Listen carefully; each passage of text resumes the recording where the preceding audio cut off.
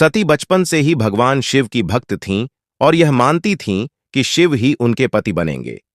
लेकिन दक्ष को शिव का जीवन स्तर और उनकी तपस्वी प्रवृत्ति पसंद नहीं थी। शिव समाज के नियमों से परे एक अनगढ़, सादगीपूर्ण और निराले देवता थे, जिनकी वेशभूषा और रहन सहन दक्ष जैसे अहंकारी व्यक्ति के मानकों से मेल नहीं खाती थी। सती ने शिव को पति के रूप में पाने के लिए कठोर तपस्या की। उनकी तपस्या से प्रसन्न होकर शिव ने उन्हें स्वीकार कर लिया और दोनों का विवाह हो गया। विवाह के बाद सती कैलाश पर्वत पर शिव के साथ सुखपूर्वक रहने लगीं। लेकिन दक्ष को यह विवाह कभी स्वीकार नहीं हुआ।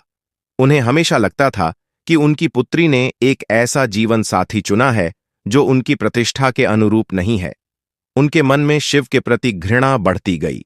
कुछ समय बाद दक्ष ने एक विशाल यज्ञ का आयोजन किया और सभी देवताओं को आमंत्रित किया, लेकिन उन्होंने शिव और सती को आमंत्रित नहीं किया।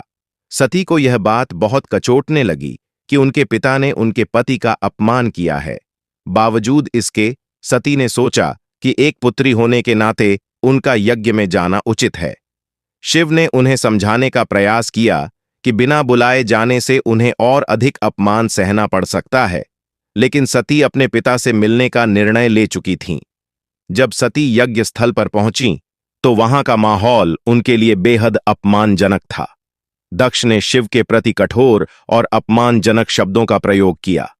सती यह अपमान सहन नहीं कर सकीं।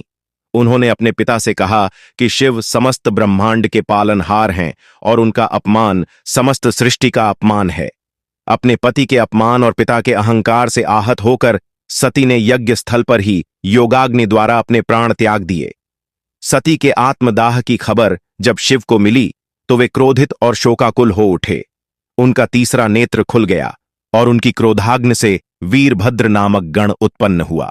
वीरभद्र और शिवगणों ने यज्ञ स्थल पर जाकर विध्वंस मचा दिया। उन्होंने दक्ष का वध कर दिया और यज्ञ को नष्ट कर दिया।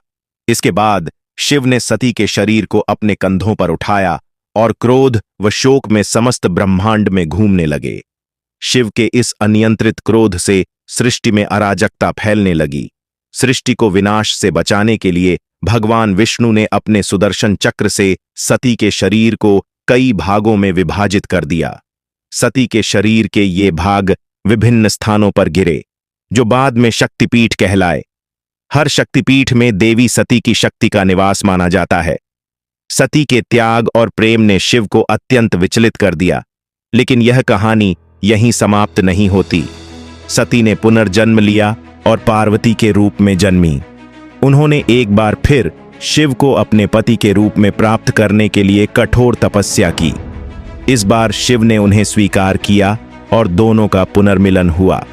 इस कहानी के माध्यम से यह संदेश मिलता है कि ईश्वर के प्रति भक्ति और समर्पण हमें हर कठिनाई को सहने की शक्ति देता है और सच्चा प्रेम समय और परिस्थितियों से परे होता है।